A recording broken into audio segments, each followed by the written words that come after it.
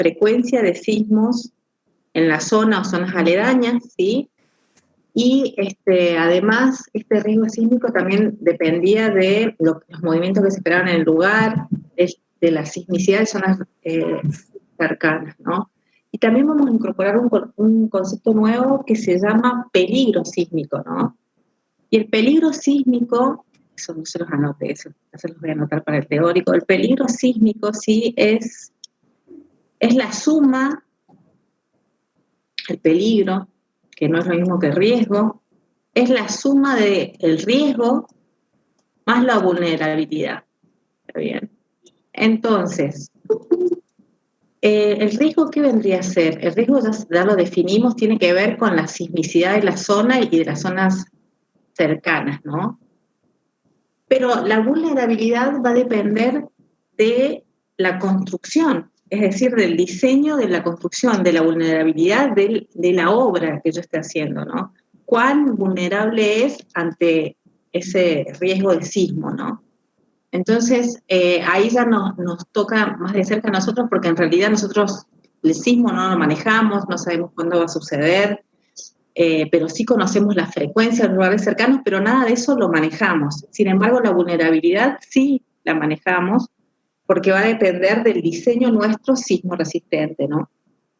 Entonces ahí ya nos involucra a nosotros y es importante, digamos, que tengamos en cuenta que nuestro diseño sismo resistente, siempre el primer objetivo que tiene es salvar vidas, ¿no?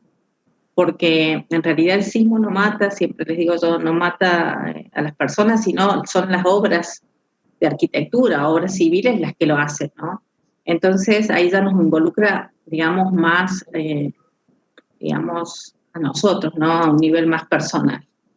Bien, el mapa de La Rioja, básicamente, práctico que le subió Leila, se les ha pedido que esté entre zona 2, 3 y 4, justamente porque son zonas de mediana a alto riesgo sísmico. ¿Y por qué se les ha pedido? Porque en realidad el reglamento, sí, si ustedes ven la zona de Buenos Aires, que es zona 0, no lo aplica, ¿no? Es decir, tiene la salvedad de como es zona 0 no aplicarlo. Sin embargo, los últimos sismos que han ocurrido tanto en Argentina como en Chile, han digamos, afectado a la zona de Buenos Aires, más la zona donde tienen suelos que son colapsibles, o sea, suelos malos, por ejemplo, como es la zona de Puerto Madero, ¿no?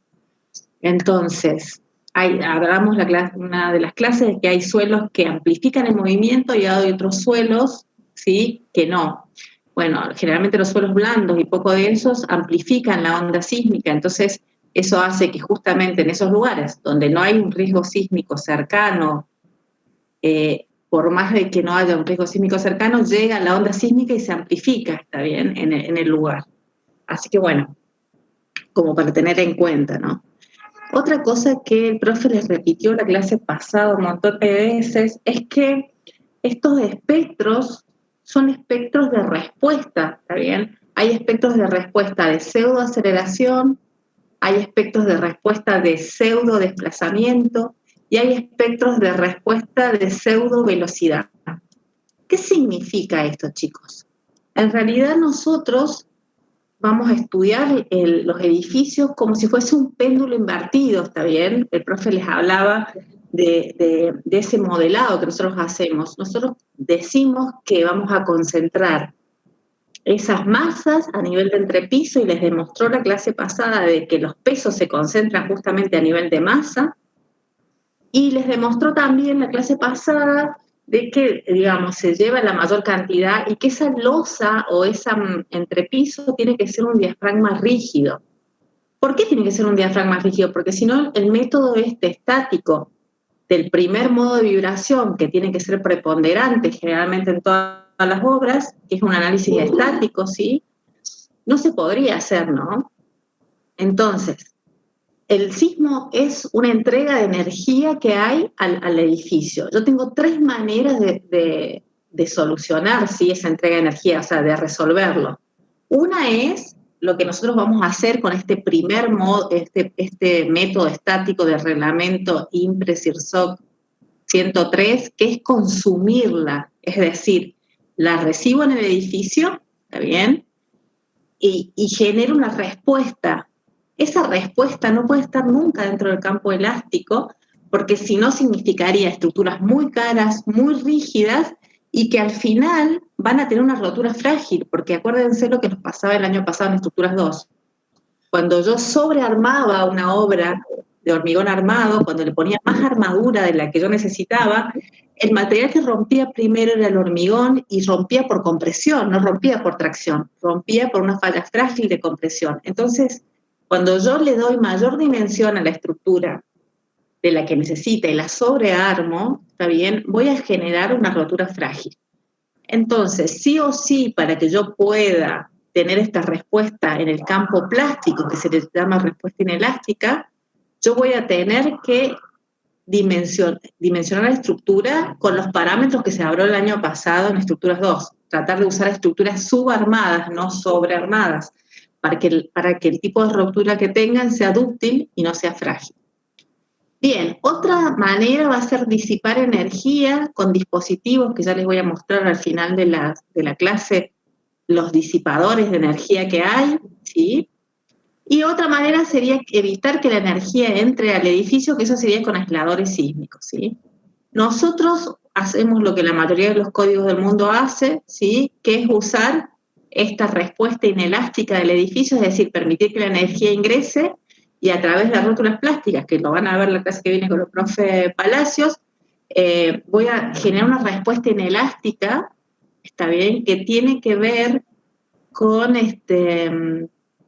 algo que se llama ductilidad, ¿sí? Y que ya lo usamos cuando sacamos el coeficiente sísmico, el factor de reducción por ductilidad, ¿sí? Esta ductilidad ya vamos a ver qué es, pero es la relación que hay entre el desplazamiento máximo plástico y el desplazamiento elástico, ¿está bien? Todas las estructuras tienen ductilidad, solo que algunas tienen mayor ductilidad que otras, ¿sí? Y eso lo vieron de acuerdo a los sistemas. Vieron pórticos de acero, tiene una ductilidad mayor que si yo estoy usando muros de mampostería, ¿no? Entonces la ductilidad tiene que ver también con el sistema y con el material que estoy usando, ¿no? Bien. Esta respuesta, ¿cómo se construye? Cada uno de estos sismos, en realidad yo lo que mido del sismo es algo que se llama, pongo sismógrafos y lo que mido es algo caótico, ¿no? Que sucede durante un sismo.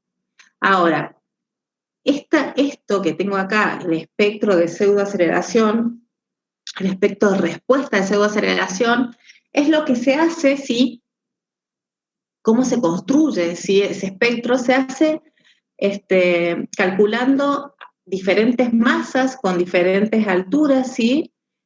Me van a generar diferentes puntos para ese mismo sismo, ¿sí? Yo lo que voy a hacer es analizar estos péndulos que van a tener todos diferente altura. ¿Por qué diferente altura? Porque ustedes ya sacaron el periodo fundamental y el periodo fundamental recuerdan que era en función de la altura del edificio.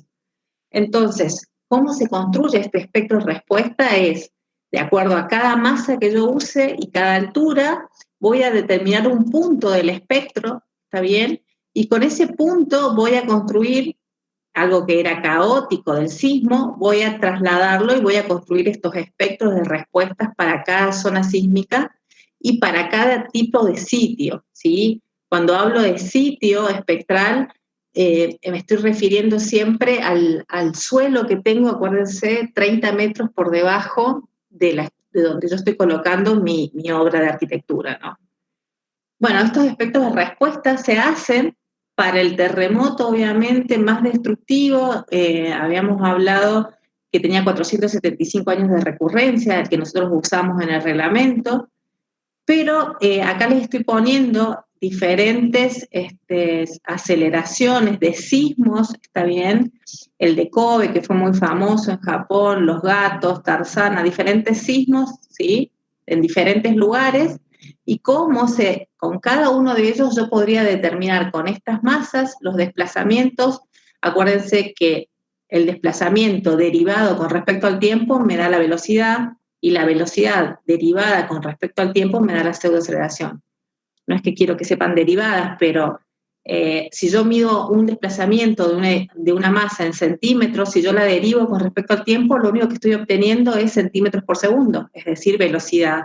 Si yo la velocidad, que la tengo en centímetros por segundo, la derivo con respecto al tiempo, voy a tener una aceleración porque voy a tener centímetros por segundo al cuadrado, ¿sí? De esta manera se construyen los espectros respuestas, ¿sí? Que va a tener la respuesta que va a tener el edificio ante ese terremoto. Yo elijo el terremoto. En este caso, nosotros elegimos el terremoto de 475 años de recurrencia, ¿sí? Este terremoto, el raro, ¿sí? Con un 10% de excedencia en 50 años. Acuérdense que esto es estadístico, porque yo no puedo asegurar que este terremoto, que fue el más destructivo en 475 años, no pueda suceder en 2 años consecutivos, ¿no? O igual o superior. No puedo asegurarlo, porque si yo pudiese de alguna manera determinar cuándo van a ocurrir los sismos, quizás tendría otro mecanismo sí, para poder, digamos, soportar las cargas, pero como es algo totalmente impredecible, nosotros no lo manejamos, usamos ese terremoto. No quiere decir que si yo diseñé mi estructura con este terremoto no pueda venir uno superior y mi estructura no esté preparada así, de tal manera para disipar esa cantidad de energía. Pero bueno, hacemos todo el tiempo estamos aprendiendo, o sea, estamos haciendo lo mejor que se puede, ¿no? Bien, yo les hablé la clase pasada que había un montón de métodos, ¿sí? De métodos dinámicos para calcular, ¿sí? Lo que sucede en un edificio, ¿está bien? Yo concentro la masa también a nivel de entrepisos y tengo un montón de modos de vibrar como masas tenga, ¿no?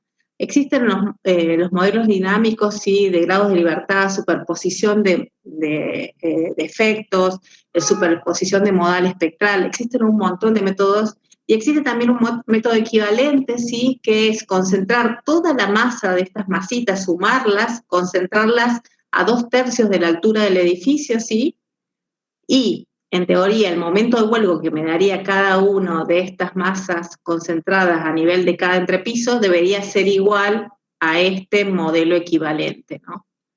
Bueno, eso lo podrían hacer si quieren después para verificar al final del cálculo de su edificio, a ver si este modelo equivalente dinámico les da un momento de vuelco igual, representativo, o sea, que sea parecido al que ustedes tienen cuando sacan el modelo estático, ¿no?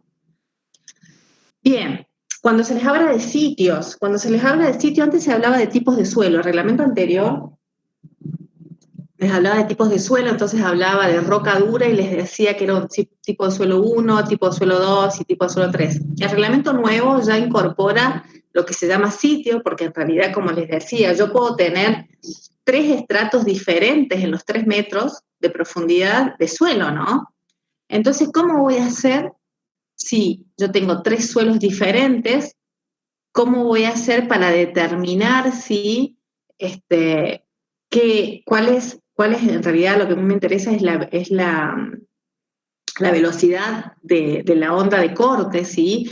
¿Se acuerdan que era esta onda, ¿sí? Era la más destructiva de todas, la onda de corte.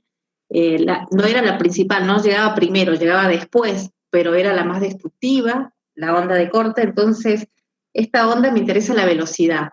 Obviamente, como tengo 3 estratos diferentes, porque puedo tener 3 tipos diferentes o más de suelo en esos 30 metros de profundidad, existen métodos para determinar, digamos, de estos 3 estratos, determinar un número de golpes, ¿sí?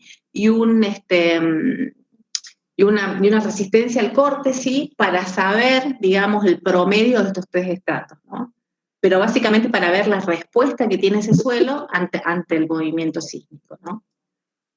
Bien, ahora sí voy a retomar el método, ¿sí? Y después vamos a ir a conceptos que se hablaron en la clase pasada de diafragma rígido y bueno, y de lo que, digamos, las condiciones que tiene que tener el edificio para que yo lo pueda calcular con este método estático. Este método estático es un método simplificado, o sea, si se quiere, para estructuras que son regulares, ¿no? el reglamento me proporciona esto, digamos, un método rápido, aproximado, para poder determinar la respuesta que tiene el edificio ante un sismo, ¿sí? Ante el sismo del reglamento, ¿no? Entonces, ¿qué es lo que yo voy a sacar como principal? El periodo fundamental del edificio, que va a ser en función de la altura, ¿no? Siempre es en función de la altura, y si ustedes se fijan, los parámetros CR y X van a depender del sistema estructural que yo estoy usando, ¿está bien? Y siempre del sistema, ¿no? Si ustedes se fijan, no tiene varios sistemas. ¿Por qué? Porque podría tener un montón de sistemas más, pero ¿cuáles usa? Usa pórticos de acero, ¿sí? Pórticos de hormigón armado, ¿sí? Después sistemas de pórticos de acero con diagonales, ¿sí? Y después otros sistemas estructurales. Es decir, que si ustedes ven, no hay uno que diga tabiques, ¿no? Entonces, cuando hablamos de otros sistemas, es cuando yo uso tabiques. Yo puedo usar tabiques acoplados, ya vamos a ver, pero bueno, ustedes tienen que elegir entre estas 4 posibilidades, ¿no? ¿Por qué? Porque el método, para otros tipos de sistemas, digamos, ya el periodo no va a ser algo aproximado, ¿no? Nosotros estamos, acuérdense, esto es un método simplificado, no estamos siendo tan exactos, ¿no? Ahora, ¿qué es otra cosa que se va a determinar? Una vez que yo saque el periodo de la estructura, una vez que yo saque el periodo de la estructura, ya puedo saber qué tipo de estructura tengo. Periodos chicos, es decir, periodos que van hasta ese lado, habla de estructuras que son rígidas. ¿Caso de quién? Caso de las construcciones de mampostería, de tabiques de hormigón, es decir, estructuras muy rígidas y bajas. Cuando yo estoy hablando de periodos grandes, estoy hablando de estructuras flexibles, es decir, tipo pórticos de gran altura, está bien, o de acero, pórticos de acero, es decir, estructuras que se mueven mucho, que disipan mucha energía. En realidad no sé si van a disipar mucha energía, pero sí van a moverse bastante. Entonces, quiero que distingan bien que a donde caiga el periodo de su estructura, van a tener diferentes sistemas estructurales, rígidos o flexibles. Bien. Otra cosa fundamental, ¿sí? ¿Para qué me sirve la pseudoaceleración? Yo tengo que sacar, como les dijo el profe en la clase pasada, un porcentaje que tiene que ver con el peso total del edificio, que eso va a ser mi corte basal, es decir, mi fuerza sísmica. ¿Cuánto de energía se va a llevar mi edificio? Va a ser en función, eso lo descubrió Mercalli hace como 100 años atrás, el que hizo la tabla de las intensidades. Mercalli dijo que generalmente la fuerza sísmica que se llevaba a un edificio era el 10% del peso total. Obviamente, entonces acá voy a volver a decirles lo que les dijo el profe Palacio la clase pasada, ustedes no pueden sobredimensionar una pieza. No pueden darle espesores enormes a las losas, acuérdense que el límite es 15 centímetros, no pueden darle enormes dimensiones a las vigas, ¿sí? Porque eso va a redundar en lo que es el peso de la estructura, ¿no? Disculpen, pero se siente mucho ruido en la calle, voy a conectar los auriculares, porque se ve que hay alguna marcha o algo.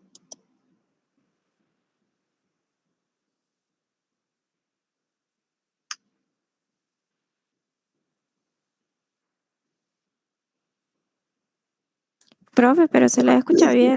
Va, al menos yo la escucho bien. Sí, pero yo siento como, parece que hubiera bombos acá alrededor, así que para que no escuchen ustedes ese lío. Bien, ¿me escuchan bien ahora? Sí, sí. Sí, profe. Sí, profe. Bien, entonces, el profe Palacio es un porcentaje del peso, se los vuelvo a poner acá.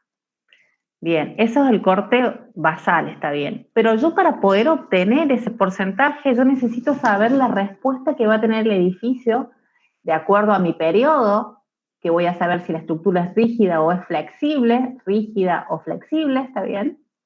Y en función de eso voy a saber qué respuesta va a tener. recuerden que la fuerza sísmica es una fuerza, ¿está bien? Y por definición de fuerza, acuérdense que una fuerza era masa por aceleración. Y cuando hablaba de pesos, era masa por G. ¿Está bien? Eso sí lo recuerdan, ¿no? Una de las leyes de Newton. Entonces,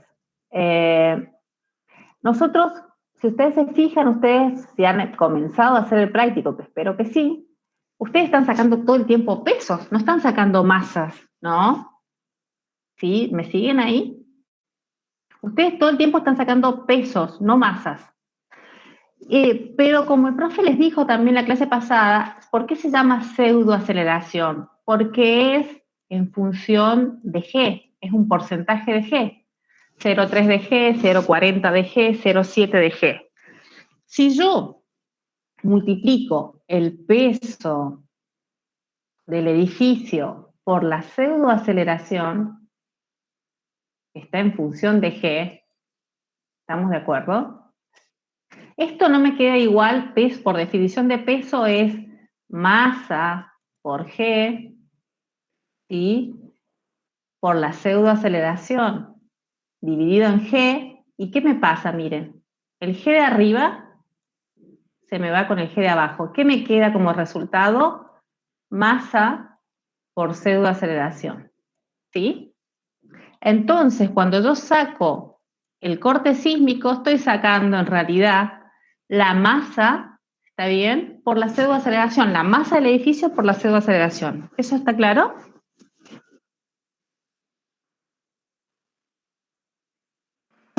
¿Podrías repetirlo, profe? Bueno, ahí voy de nuevo. Bien. Ustedes saben que por definición de masa, de fuerza, perdón, ustedes, la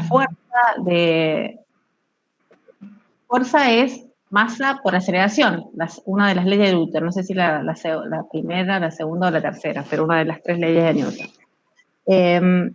Ustedes saben que peso es masa por G.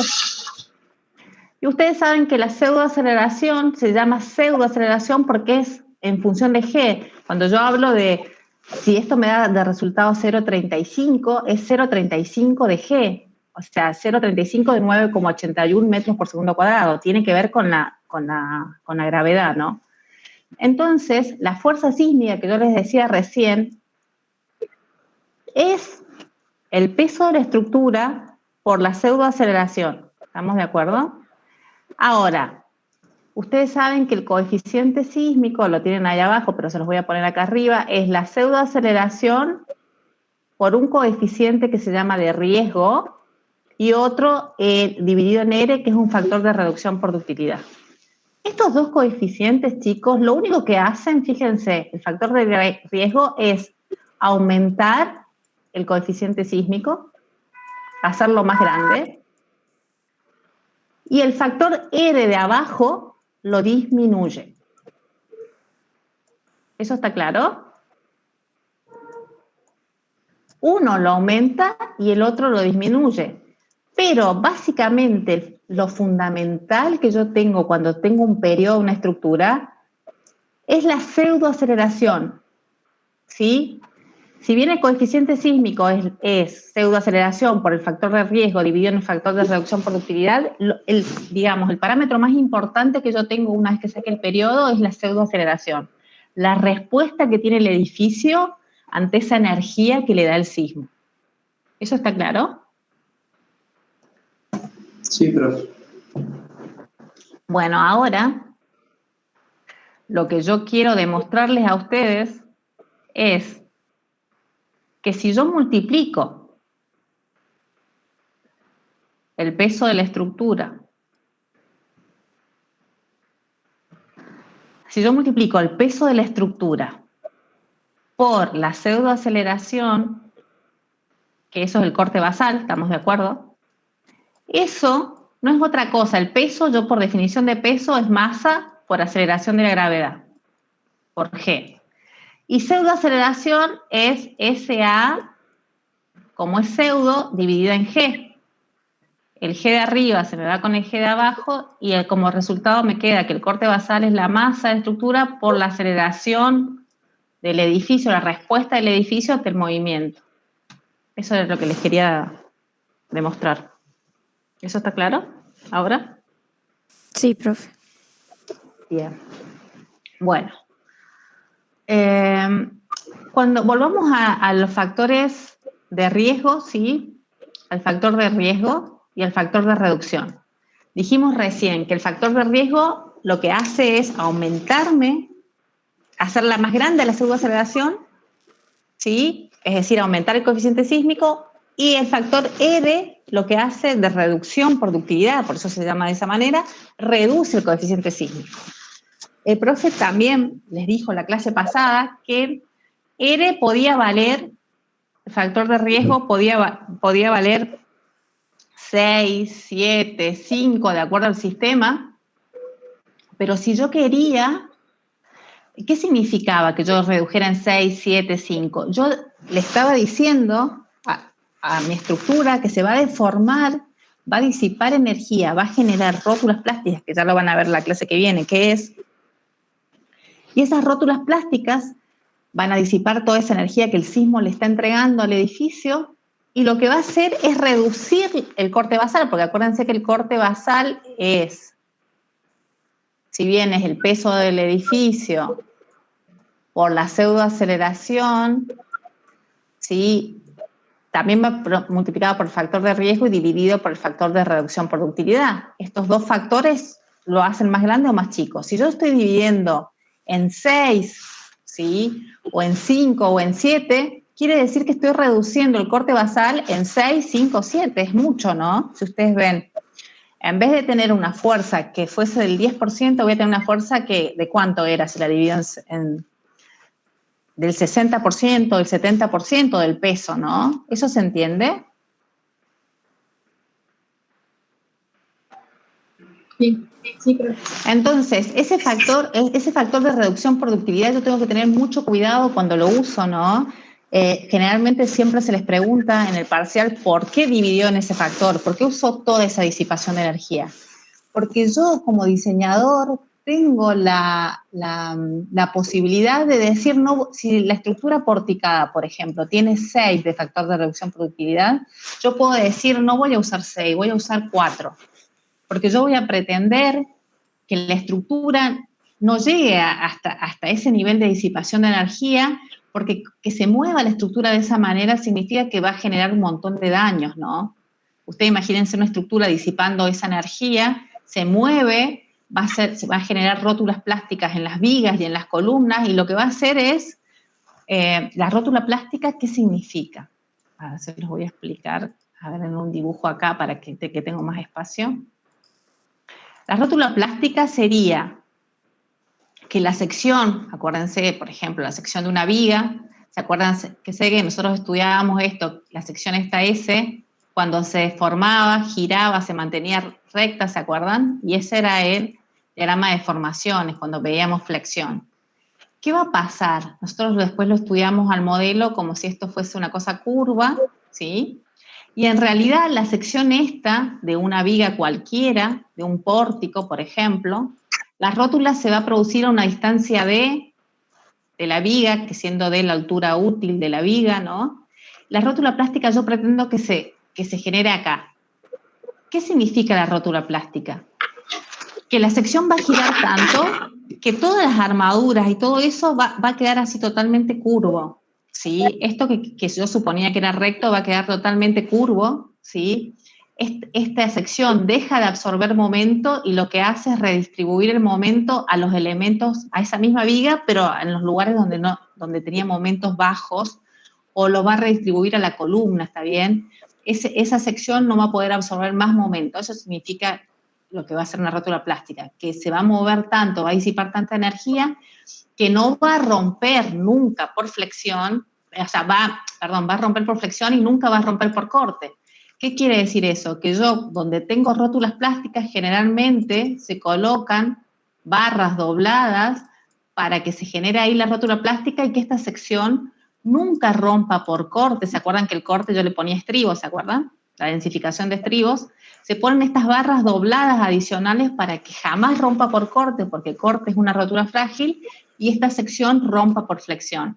Ahí se generaría esa distancia de la rótula plástica, ¿no? Imagínense que si en todas mis vigas se van a generar esas rótulas, en los extremos de las vigas, ¿qué le va a pasar a mi estructura? Obviamente mi estructura va a sufrir un montón de daños. Entonces, ese factor de reducción por ductilidad tiene que ver con el nivel de daños que yo acepto en el edificio. Yo puedo usar tranquilamente un factor de reducción por ductilidad que valga 1,5. El reglamento lo permite, es más, a ver, ya les digo en qué hoja está el reglamento. Está en el capítulo 4 del reglamento, ¿sí? Dice que yo puedo usar un factor de reducción por ductilidad igual a 1,5, ¿está bien? ¿Qué quiere decir eso? Que mi estructura nunca entró al campo plástico, que mi estructura no se va a mover y que mi estructura va a trabajar siempre en el campo elástico. ¿Está bien? Eso implica que yo tenga estructura. Imagínense que si yo, en vez de dividir en 6, divido en 1,5, ¿cómo se hace la fuerza sísmica? ¿Se hace más chica o se hace más grande? ¿Cómo se hace? Más chica. Ah, o sea, si yo divido en 1,5, la fuerza sísmica se hace más chica que si yo divido en 6. No, más grande. Más grande. Grande. Obvio que se hace más grande, ¿no? Se hace más grande. Entonces, ¿eso qué quiere decir? Quiere decir que yo mi estructura va a ser como, voy a tener mayor fuerza sísmica, voy a tener mayores armaduras, mayores secciones, voy a hacer una estructura totalmente más grande, más rígida, pero ¿qué tipo de rotura va a tener esa estructura haciéndola tan rígida? Frágil, ¿no? Entonces yo tengo que sopesar todo eso y decidir como diseñador si voy a hacer que mi estructura entre al campo plástico y cuánto de plasticidad le voy a permitir o cuánto de disipación de energía le voy a permitir a mi sistema. Tengo que compensar, es decir, si ustedes ven los factores de reducción, fíjense, yo les hablaba de mampostería, fíjense que yo puedo usar 2,5 o puedo usar el 1,5, es decir, hacerla súper rígida, o puedo usar 5 para pórticos de acero, ¿está bien? O puedo usar 3 si yo quiero usar 3 y no usar los 5, el total de disipación de energía, porque tiene que ver con el nivel de daños que va a tener mi estructura, ¿sí? Con lo que yo decido que de daños va a tener mi estructura. Ahora tenemos que empezar otra cosa, ¿no, chicos? Yo estoy suponiendo que la estructura que yo estoy diseñando va a tener un sismo. ¿Qué pasa si en los 50 años de vida útil de mi estructura nunca hay un sismo? Y yo la diseñé con un factor de reducción por ductilidad de 1,5, la hice súper cara porque la hice muy rígida, muy grande y nunca tuvo un sismo. Nadie me va a contratar, sí. ¿Por qué? Porque estoy haciendo, si yo voy a una licitación de obra, estoy haciendo una obra que es muy cara comparada con otras ofertas, ¿no? Entonces, por eso lo difícil de los conceptos de diseño siempre existente. O sea, yo estoy diseñando una obra que yo supongo que va a tener un terremoto destructivo, pero quizás nunca ocurra, ¿no? Esa es otra cosa, ¿no? Entonces, tenemos que ser muy cuidadosos a la hora de decidir. Nosotros como diseñadores somos los que decidimos qué factor de reducción de productividad vamos a usar, ¿no? ¿Qué capacidad va a tener mi edificio de disipar energía? ¿Cuánto de esa disipación yo voy a usar, no? ¿Eso quedó claro? Sí, profe. Sí, profe. Ahora vámonos al factor de riesgo. Perdonen que acá está todo, voy a borrar todo esto. Tenemos el factor de riesgo. El factor de riesgo tiene que ver con el destino, ¿no? Entonces, yo voy a tener factor de riesgo igual a 1 en viviendas, porque ¿qué quiere decir que tiene que ver con el destino de la obra? En realidad, el reglamento se basa en número de personas que pueden estar en ese lugar en el momento, ¿no? Si ustedes se fijan, si ustedes leen, va a hablar de 300 metros cuadrados con 100 personas o más de 100 personas. Tiene que ver con la posibilidad de que pueda ocurrir ese siniestro en ese lugar y que dañe a tal número de personas, ¿no? Entonces, a las viviendas no le va a aumentar nada, si ustedes se fijan, le va a poner 1 a las viviendas. ¿Qué quiere decir? No quiere decir que ustedes no sean importantes su vida en su casa. Quiere decir que la construcción esa no afectaría al número de personas. Por eso es que no se le aumenta nada. Si ustedes se fijan, a la pseudo-aceleración, yo le coloco 1, no le estoy aumentando nada, ¿no? Ahora, en construcciones donde hay muchas personas, muchos habitantes, ¿sí? Muchas personas, por ejemplo, en lugares comerciales, en un shopping, en un hospital, en grupo A5, fíjense cuánto le va a aumentar. Le va a aumentar un 50%, lo está multiplicando por 1,5. ¿Estamos de acuerdo? Entonces, tiene que ver con la cantidad de personas y los metros cuadrados sí que tenga la construcción, ¿no? Y eso no quiere decir que nosotros no seamos importantes, pero no es lo mismo que haya una casa y mueran 3 personas a que durante un terremoto falle un hospital y haya un montón de pérdida de vidas, ¿no? Bien, una vez hecho esto, vamos a ir ahora a otra cosa que se les habló de diafragma rígido, las losas. Para que exista, para que este método se pueda realizar, chicos, ¿qué es lo que tiene que pasar? Tiene que pasar de que cada uno de los pisos de mi edificio, está bien, si estoy teniendo planta baja y primer piso, esto que son las losas o los entrepisos, tienen que comportarse como si fuese una placa de infinita rigidez que no haga nada de esto que está de este lado, es decir, que no se deforme de ninguna manera, que actúe como están todos los de la derecha, ¿sí? Para que eso suceda, yo tengo que tener losas con, imagínense, infinita rigidez, en el plano, ¿no? En el plano de la losa, estos son planos de losas. ¿Qué va a pasar? Yo voy a tener edificios que tengan estos diseños, que tengan patios. De hecho, yo el primer día, el día de la consulta, los que me consultaron, la mayoría tenían edificios con patios, ¿sí? Internos. Estos patios justamente hacen que la estructura tenga una discontinuidad, ¿está bien? Entonces, la losa ya no actúa, si viene la fuerza sísmica, acuérdense que la fuerza sísmica se analiza en 2 direcciones ortogonales, puede venir en el sentido X o en el Y. No quiere decir que la fuerza sísmica venga en el sentido X e Y. La fuerza sísmica es caótica, puede venir en cualquier dirección o sentido, pero yo lo puedo descomponer en 2 direcciones ortogonales. Por eso voy a tener una corte basal en Y y voy a tener un corte basal en X. ¿Qué quiere decir esto? Que yo al descomponerlo en 2 sentidos ortogonales voy a poder analizar el sismo con esta longitud, ¿sí? Y después el sismo con esta otra longitud en la dirección ortogonal, ¿está bien? Es decir, ¿yo qué tendría que hacer? Tendría que hacer un edificio, a ver si tengo un lugar en la otra, a ver. Tendría que hacer un edificio con esta luz y después el mismo edificio con esta otra luz, ¿está bien? Y calcular los efectos que produce el vuelco en un sentido, en el sentido X, y el vuelco en el sentido Y, ¿está bien? Y verificarlo con el momento estabilizante, ¿no? ¿Eso me sigue? Sí, profe. Bien, ustedes lo han visto en un solo sentido en el edificio del profe Palacio, ¿está bien? Lo deberían hacer en 2 sentidos.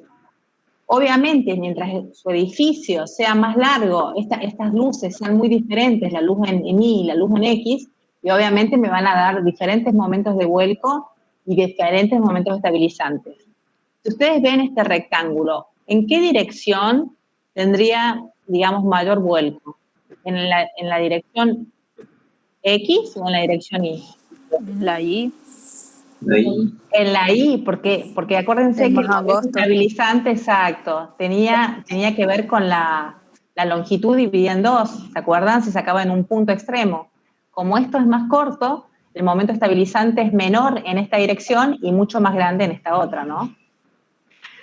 Bien, ¿cómo hago para rigidizar una losa? Cuando yo tengo paños de losas muy grandes, cuando estoy hablando, qué sé yo, por ejemplo, de 10 por 25 o de 10 por 40, hay edificios que tienen paños de luces mucho más grandes, de 30 por 40, ¿sí?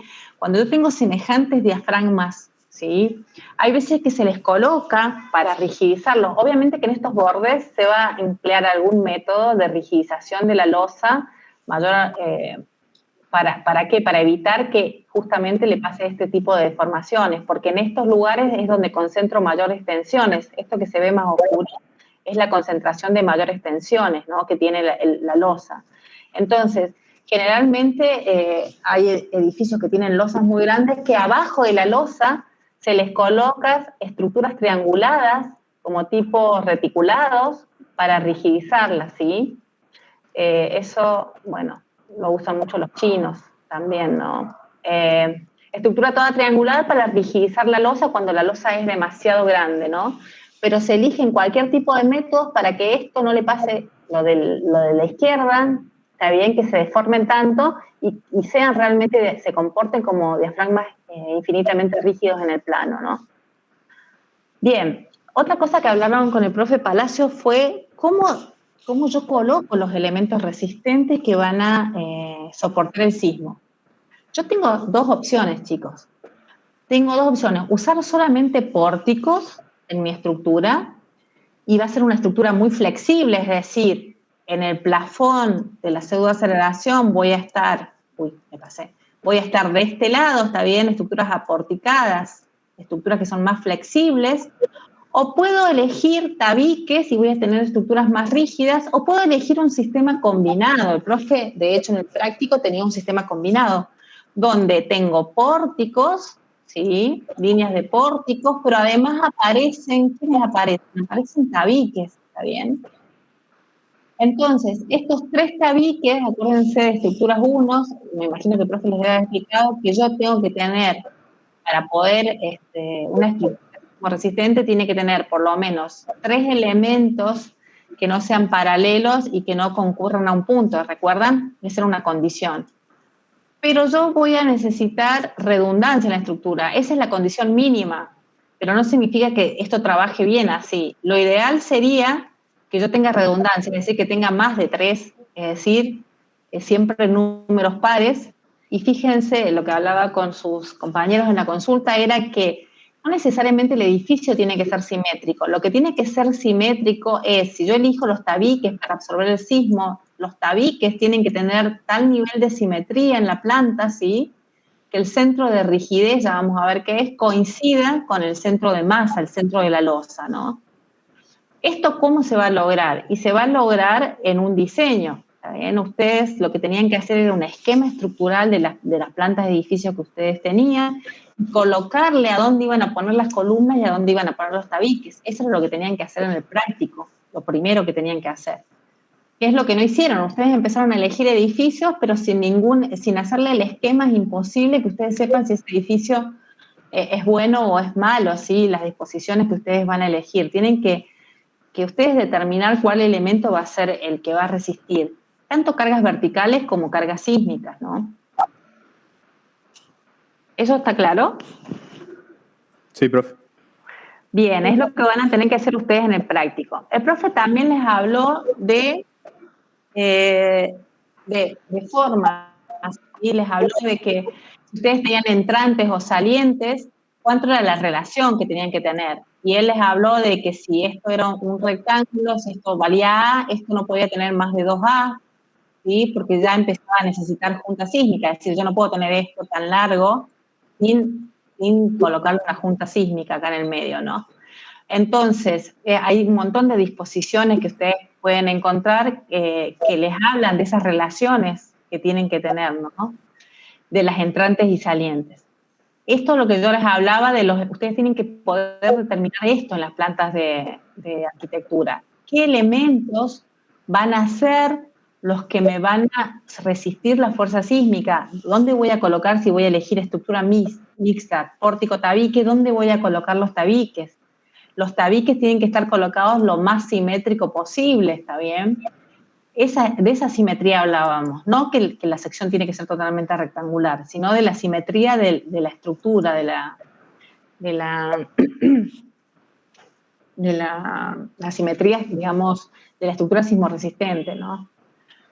¿Y qué es lo que teníamos que evitar? El profe también les dijo eso. Yo no puedo andar rigidizando paños Y ya les quiero mostrar, a ver si tengo otra imagen donde tenga alguna rigidización de paños. Bien, yo no puedo, si yo elijo estructura porticada, ¿no? Como es este caso, si yo rigidizo con paños de mampostería, ¿qué es lo que va a pasar? Cuando venga la fuerza sísmica, ¿no? ¿Qué es lo que va a suceder? Los pórticos se van a mover de una manera porque tienen cierta rigidez, ¿está bien? Se van a querer mover. ¿Qué es lo que va a pasar con la mampostería que está dentro de los pórticos?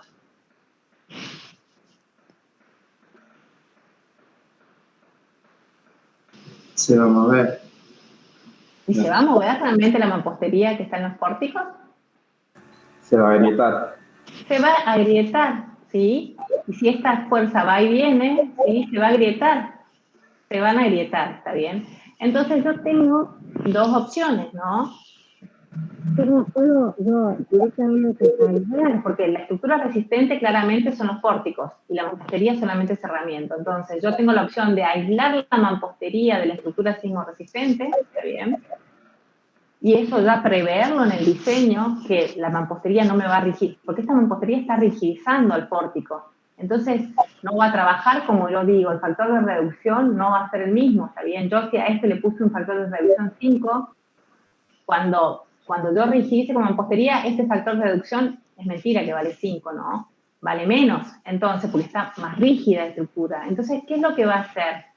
Yo lo que tengo que hacer es distinguir qué es lo que yo quiero hacer. Yo sí, hay veces que los coloco a propósito a esto, vinculado totalmente con los pórticos, para que es algo que se llama fusibles, lo usaban mucho antes en San Juan. ¿Qué quiere decir? Que yo prefiero que se rompa la mampostería, está bien, se fisure la mampostería y me da más tiempo que la gente salga, y después que empiecen a moverse los pórticos disipando energía. Entonces yo al principio la uso esa mampostería para que se rompa, veo una manera de que no vaya a caer sobre la gente, y le permito después al pórtico, cuando el sismo continúa, de que se comience a mover y disipe energía. O puedo separarla, ¿no? Esas son opciones, pero las tengo que tener en cuenta en el diseño. Yo estoy diseñando y cuando estoy sacando mi coeficiente sísmico, para no engañarme con la fuerza, ¿no? Con las fuerzas sísmicas. Bien. Y hay otra cosa que el profe Palacio les dijo, que tenemos que evitar las columnas cortas. ¿Qué es la columna corta? ¿Qué pasa si yo no rigidizo todo el paño? Fíjense que el paño, este es un pórtico, este es un vano, este es otro vano, y yo no rigidicé todo el paño, yo rigidicé hasta un cierto nivel, que es lo que pasa en la facultad. Si ustedes se fijan en la universidad, ustedes tienen ventanas colocadas, ¿sí? Hay muros, si bien esos muros no son muros resistentes, porque la estructura de la universidad son pórticos de hormigón, unidos con tabiques por la parte externa de hormigón. Si bien esos muros no son importantes, ustedes lo colocan acá, ustedes rigidizan esta columna. Profe, discúlpeme, no se le escucha bien. Este es el micrófono encendido, no sé, está haciendo ruido, déjenme ver si está algo. No, profe, suena como que el micrófono de su auricular está... Profesor, eso está tapando el micrófono. ¿Como que no lo estoy tapando? Aunque le tuvieron la ropa. Ahí está, Ahí está. ahí suena bien. Está bien, Sí, profe. ahora sí. Bueno, silencien los micrófonos igual porque se siente un ruido de fondo, no sé qué es, pero bueno, traten de silenciarlos todos. Bien, ahora vuelvo. ¿Dónde estaba? Me perdí ya, no sé de lo que estaba hablando, pero bueno, estaba hablando de que yo rigidicé la columna a este nivel, ¿sí? A esta altura. ¿Qué va a pasar? Va a pasar que cuando venga la fuerza sísmica, cada una de estas columnas lo que hace, el momento sería, si aparece acá una fuerza sísmica, el momento sería ¿no? Este sería el momento que se produce en la columna. ¿Qué va a pasar? Yo no tengo toda esta altura trabajando, porque como yo rigidicé toda esta parte, ¿está bien? El diagrama de momentos real de la columna va a ser otro. Y además, la rigidez de la columna es inversamente proporcional al cubo de la altura de la columna.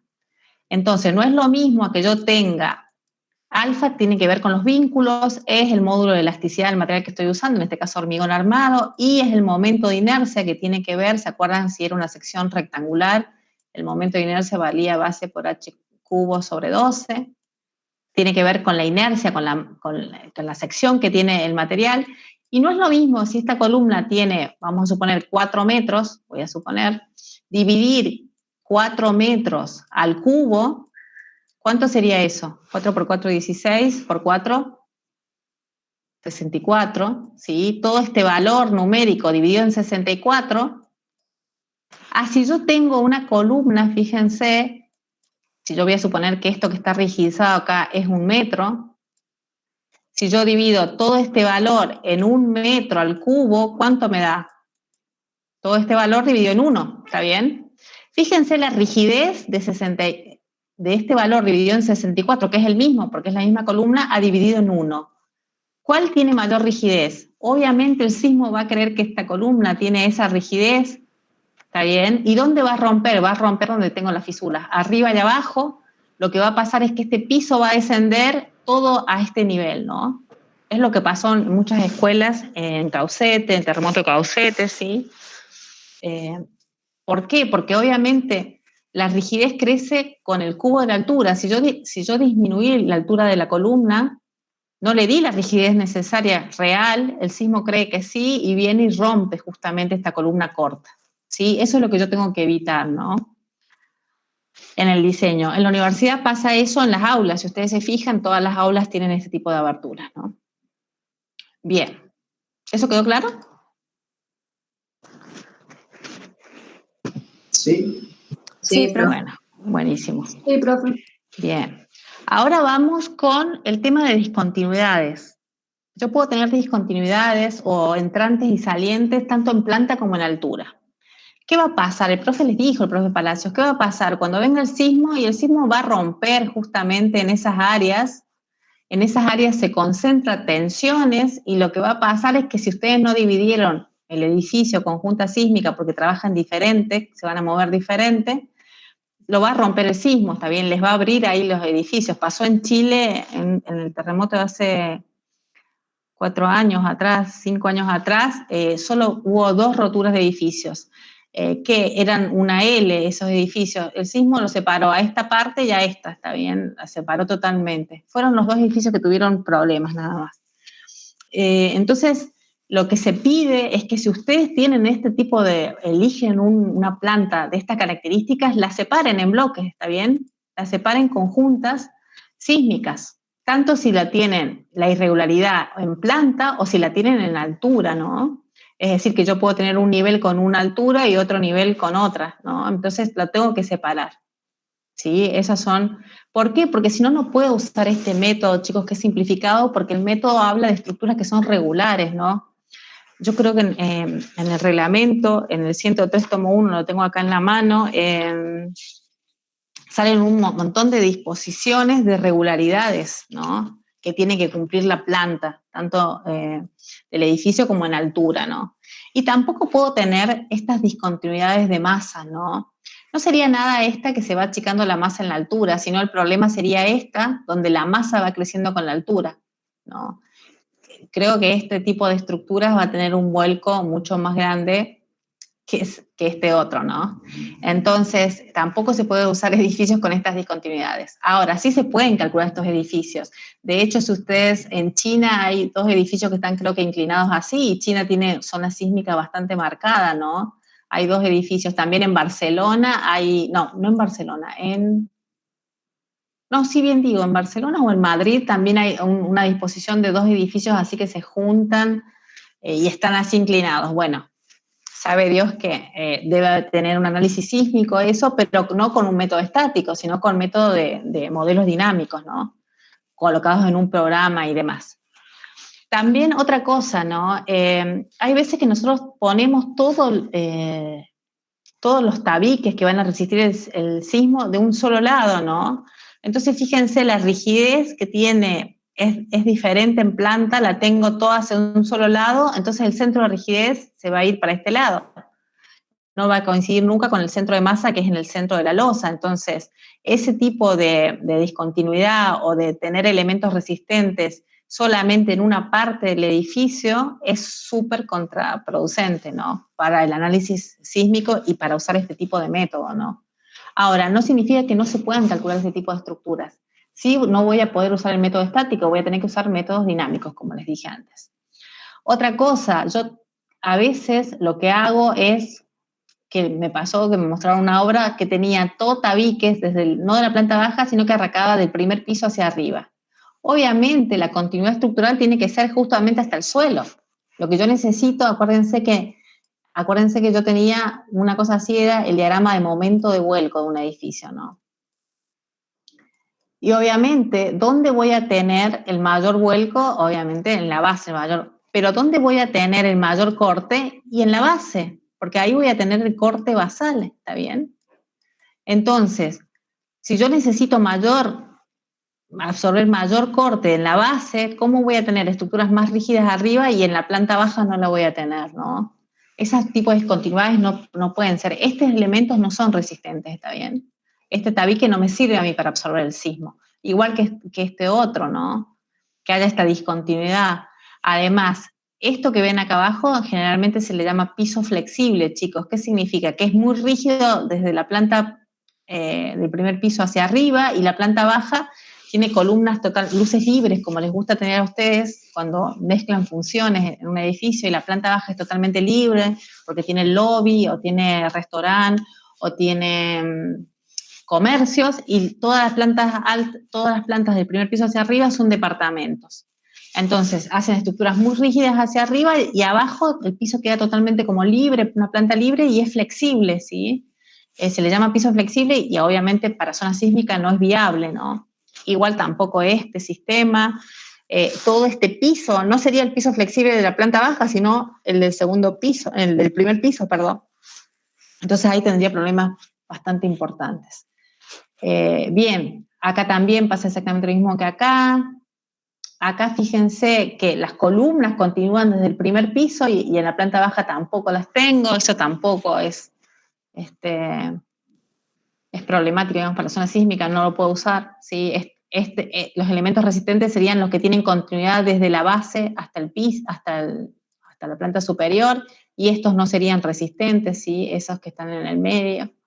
Lo mismo pasa acá, fíjense, esto era el caso de, creo que Darío, que me mostró un edificio que tenía este tipo de sistema y después tenía un piso que tenía doble altura, ¿no? Bueno, esto también para zona sísmica es súper malo, ¿no? Entonces tratamos de evitarlo, ¿no? Tratamos de evitar eso, que sería todo lo que es dúplex, ¿no? Ahora, una manera de hacerlo, de un edificio que analizamos con María, que está acá, María Lunes Moreta, en una especialidad, una manera que tienen ellos era colgar el entrepiso del piso superior.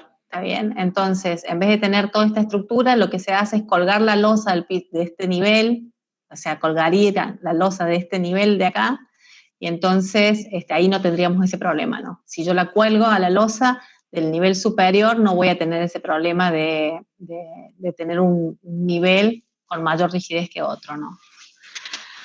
Bien, y los estoy aburriendo, pero bueno. Se está haciendo largo, ya voy a cortar. Bueno, esto ya se los expliqué, ¿no? Y vamos por último, ¿no? ¿Se acuerdan que cuando empecé el teórico les dije que nosotros con el reglamento usábamos el sismo, le entrega energía al edificio y nosotros tratamos de absorber esa energía y... Me pasé. De absorber esa energía, sí, y... Perdón, me parece que estoy como... Nosotros con el primer método absorbíamos la energía que nos entregaba el sismo, ¿está bien? ¿Qué hacíamos? Generábamos una respuesta, disipaba energía del edificio y eso era lo que nosotros hacíamos diseñando estas estructuras sismo resistentes. Ahora, yo tengo otra manera que es colocarle algo que se llama dispositivos que disipan la energía del sismo, y ya vamos a ver cuáles son. Y hay otra manera que es aislar el edificio de esa energía, es decir, no permito que esa energía entre al edificio. Ya vemos ahora justamente en lo que les voy a mostrar cómo hago para hacer eso. Bien. Hay un montón de disipadores de energía, ¿no? En la estructura del edificio, la primera respuesta, si yo lo hago con el método estático, es Viene el sismo, ¿está bien? Y el sismo se deforma, este sería el primer modo de vibración, si el sismo no estuviera aislado, ¿está bien? Si el edificio no estuviera aislado, también se deformaría así, este sería el primer modo, el segundo modo, las masas empezarían a intercalarse. Ahora, si yo lo aíslo al edificio, el edificio no le pasa nada, si ustedes se fijan arriba, y yo lo aíslo, ¿qué quiere decir? Que el aislador, esto que tengo acá abajo, va a tomar la energía del sismo y se va a mover, pero todo el edificio que está arriba va a ser como si solamente estuviese sometido a cargas verticales, no a cargas horizontales, ¿está bien? Acá no aparece ninguna carga de fuerza horizontal porque toda la fuerza horizontal la toma este aislador que lo tengo abajo. En el caso del disipador, la energía entra al edificio y yo uso dispositivos de amortiguamiento o de histéresis, que se llaman estos, con las diagonales estas que rigidizan, y lo que se va a mover es este disipador o este amortiguador, y va a tomar toda la energía del sismo y todos estos elementos pórticos no van a tomar nada, ¿está bien? Todos estos pórticos no van a tomar nada y quien va a tomar esa energía van a ser esos disipadores. ¿Cómo funciona? Estos disipadores generalmente, si son de amortiguamiento, se colocan en las diagonales, ¿sí? Lo que hacen es mover, yo puedo tener de histéresis o de amortiguamiento, o hay otros más, ¿no? Pero este tipo de disipadores se puede colocar así o se puede colocar acá arriba, ¿no? De la diagonal, y lo que hacen es moverse, ¿sí? Ciclos de histéresis de un lado hacia el otro, disipando la energía que les da el sismo. Entonces, en el diseño del edificio yo voy a elegir en qué lugar los voy a colocar, y básicamente cómo funciona. Si yo tenía un periodo, sí, que estaba entre 0,6 y 0,8, yo tenía una pseudoaceleración de 1, ¿no? ¿Qué es lo que hago con este mecanismo? Lo que hago es hacer la estructura más rígida, ¿no? Le disminuyo el periodo, ¿sí? Y entonces el espectro desciende y yo tengo una menor pseudoaceleración. ¿Y quién la toma esa? La toman estos disipadores. El mecanismo básicamente es eso, es como si yo rigidizase más la estructura, ¿no? Ahora, los aisladores trabajan totalmente diferente. Los aisladores se pueden colocar entre la fundación, ¿sí? Y la superestructura, es decir, acá lo ven, esta es la base, tengo el aislador y arriba tengo las columnas, ¿no? Y las vigas de Riostra. Acá está claramente que puede suceder así, por eso les decía, tengo varios lugares donde colocarlos, lo puedo colocar donde está la base y las riostras, entre la base y la superestructura, ¿sí? O acá, si ustedes se fijan, está el dado de la base, tengo el aislador y arriba continúo con las columnas y las vigas de Riostra, ¿no? Son dos más, sí. ¿Esos aisladores tienen algún periodo de vida o algo de eso, o no? Y generalmente el periodo va a durar el periodo de vida que tenga mi edificio, ¿no? O sea, acuérdense que los edificios que nosotros construimos no van a ser el Coliseo Romano, siempre digo, o sea, no tienen que ser patrimonio de la humanidad, o sea, tienen una vida útil, ¿no? Obviamente estos edificios van a tener una mejor vida útil que otros porque al estar aislados es como si yo solamente los calculara cargas verticales. El aislador se va a llevar toda la fuerza sísmica, ¿no? Entonces esto se va a mover. Son miles de láminas de acero con caucho, generalmente los producían antes, no sé ahora, Firestone, Bridgestone. Acá en la Argentina tenemos un solo edificio aislado que lo tenemos en Mendoza, ¿sí? También tenemos edificios con disipadores, lo tenemos en Mendoza y en San Juan, ¿no? Con un tipo de disipador, no de esta manera, sino son otro tipo de disipadores que son viscoelásticos, se llaman. ¿Vieron como los amortiguadores del auto? Un tipo así, con líquido viscoso o con un polímero dentro es como si fuesen un tubo, ¿no? Y una válvula. Y esto funciona como los amortiguadores del auto. Acá está el fluido viscoso y lo que hace es cuando se mueve, digamos, la estructura, estos amortiguadores lo que hacen es disipar esa energía, ¿no? Disipar ese movimiento, ¿no? Por movimiento disipan esa energía. La vida útil no sabría decirles, les podría averiguar, pero va a depender del fabricante. Pero bueno, generalmente son láminas de caucho con láminas, incluso hay unos que son con teflón y con acero, láminas de acero, ¿no? Eso va a depender del fabricante. Y el funcionamiento es diferente porque, ¿qué es lo que hace el aislador? El aislador aumenta el periodo de vibración, es decir, lo hace como más flexible la estructura. Y si ustedes se fijan, si yo tenía este tipo de edificio con este periodo, lo que hace el aislador es aumentarle el periodo y fíjense cómo le baja, ¿sí?, el valor de pseudoaceleración. Prácticamente bajan en un 70%, es decir, la estructura se comporta como si fuese totalmente elástica, no tiene grandes deformaciones, ¿no? Ahora, si yo tengo una estructura que ya es muy flexible, no tiene sentido que yo le coloque un aislador porque no tiene sentido que le baje el periodo, pues ya tiene periodos muy grandes, ¿no? Bien, no sé si les quedó claro. Si tienen alguna pregunta.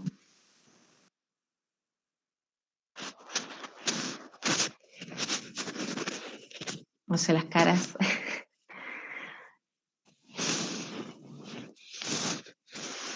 Bien, lo quería hacer cortito, pero bueno, se me hizo un poco más largo. Pero bueno, como aclarándole. Compartí una página que acabo de encontrar sobre disipadores para leer rápidamente un poco de información.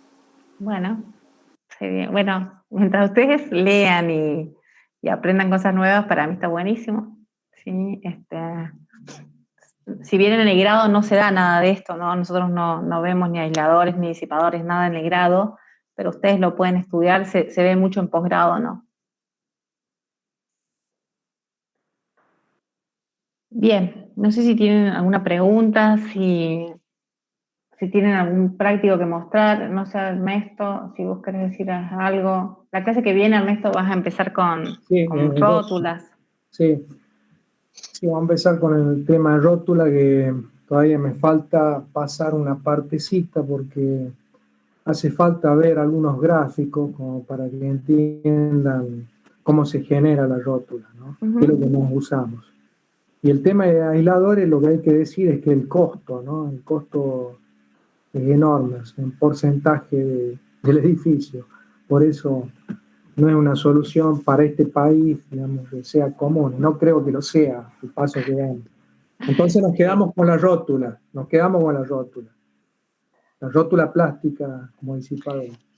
Claro, pero aparte también hay que decir que, digamos, en las zonas sísmicas donde nosotros donde vivimos, ya sea La Rioja, San Juan, Mendoza, no hay edificios que tengan gran altura. Si ustedes se fijan, conocen esas provincias, no es lo mismo que si van a Córdoba o Buenos Aires, ¿no? Entonces, quizá esos disipadores serán para obras que tienen, por ejemplo, los chinos, los japoneses, tienen casi todos los edificios aislados, ¿no? Pero estamos hablando de otro nivel también, ¿no? De construcción y de vida, ¿no? Útil. También convengamos que ellos, así como vieron que hay edificios que se mantienen en pie y ellos los dejan de usar, los demuelen y hacen otros. O sea, también eso no se ve mucho acá en Argentina. Nosotros no hacemos eso. Entonces, es como que dice Ernesto, para edificios de la envergadura que nosotros vemos en esas zonas, por ahí no hace falta. Pero bueno, es una opción, ¿no? Lo que pasa es que los costos son muy grandes. Yo me acuerdo que cuando empezaron a hacer el hospital de la universidad, ¿cómo es que se llama el hospital de la universidad? Fátima. El de Fátima. Virgen de Fátima. Querían, el rector en ese momento, que era Tello, quería averiguar de los aisladores y se averiguó y era carísimo. Estamos hablando de que salía el costo de colocarlos en fundación y de traerlos, era algo así como el 40% de lo que era toda la estructura, lo que salía, ¿no? Hacerlo. Ahora, ustedes tienen que pensar esto. También disminuía todos los costos de la construcción. ¿Por qué? Porque cuando yo le coloco el aislador, todas esas columnas y vigas que yo estaba calculando para fuerzas horizontales disminuyen un montón la sección, porque solamente se calculan para fuerzas verticales, de peso propio y carga muerta y viva, ¿no? Entonces los costos disminuían un montón en la parte de estructura, pero aún así estamos hablando de un 40% de lo que era el costo de toda la estructura del hospital, ¿no? Obviamente se desechó la idea porque era demasiado. Y obviamente todo en dólares, ¿no? Porque son empresas extranjeras las que lo hacen. Sin embargo, hay un montón de los disipadores, digamos, sería algo más, como más viable el disipador. Los costos son menores de los disipadores, pero bueno, hay empresas ya chilenas y hay empresas, no sé si acá en Argentina, creo que no sé, no se hacen, pero sí hay empresas chilenas. De hecho, Mendoza tiene muchos edificios, el edificio de la universidad, creo que de arquitectura, tiene disipadores y el de ingeniería también. Entonces, es viable. En zona sísmica 4 es como más viable un disipador que un aislador, ¿no? Y, profe, disculpe, y también se debe justificar de acuerdo al uso, porque, por ejemplo, si es algún laboratorio que trabaja con materiales que ante cualquier vibración puedan causar algún efecto negativo. Claro, bueno, justamente como vos decís, Luciano, el profe que nos daba a nosotros el curso nos decía de que ahí justamente tenían aparatos que eran altamente sensibles al movimiento, entonces no podían tener, digamos, un movimiento sísmico, afectaba un montón, el costo de los aparatos era enorme, entonces obviamente en esos laboratorios, obviamente que había que aislarlos de los otros espacios, ¿no?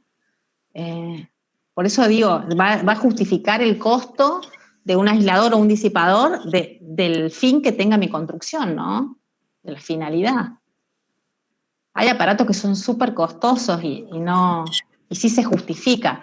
Ahora, quizás en un edificio de viviendas, de departamentos de 5 pisos, y obviamente no voy a... Estoy hablando fíjense que cuando yo les hablaba, se hablaba de un hospital, ¿no?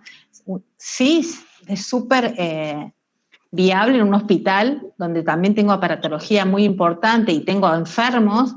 Obviamente en los hospitales en el mundo usan aisladores sísmicos, ¿no? Solamente en Argentina no, pero por una cuestión de que nosotros, por los costos que implica para nosotros eso. No significa que no se justifique, sí se justifica. El problema son los ingresos que nosotros tenemos y lo que cuesta para nosotros un disipador o un aislador cuando hablamos en dólares, ¿no? Bueno, están todos muy callados, así que supongo que no tienen nada que consultar, nada que... Si es así, entonces se pueden desconectar y nos vemos en las consultas. Ya vamos a publicar las comisiones, ¿no? Perfecto, ¿Pero profe. quedan fijas los días de consulta? ¿Tenían sus horarios? Todo va a depender. Yo, por ejemplo, tuve tesis, entonces me demoré el día lunes. Quizás lo cambie el día lunes un poco más temprano. Lo que pasa es que en ese día tenía justo un grupo de tesis a las 3 de la tarde y no podía darles consulta. Lo voy a publicar. Me lo voy a publicar en el Face. Profe, buenas tardes. Pasa que los lunes a la siesta tenemos topografía de 3 a 17. ¿Pero topografía de qué año es? ¿Topografía de quinto? Sí. Sí, profe, los lunes y los martes. Claro. Los martes tenemos práctica. Los que cursamos el año pasado tenemos las prácticas los martes. Qué problema, bueno. En todo caso, profe, yo creo que cuando se dividan las comisiones, cada profesor va a tener diferentes horarios, ¿verdad? ¿O van a ser siempre los mismos? No. Cada profe tiene un horario diferente. Sí. Ustedes traten de organizarse primero y armar los grupos hasta el día de hoy y nosotros nos vamos a organizar, no se preocupen con las consultas. Bueno, profe, gracias. Otra cosa también, ¿no? En las consultas, entren a consultar realmente, no entren por las dudas para que uno les tome asistencia, porque si ustedes no consultan, nosotros cada profe va corrigiendo el práctico y va haciéndoles un seguimiento a ustedes. Si ustedes entran a la consulta, tienen la cámara apagada, el micrófono apagado y no consultan, es como si no entraran, ¿no? Entonces, hay un compromiso de que ustedes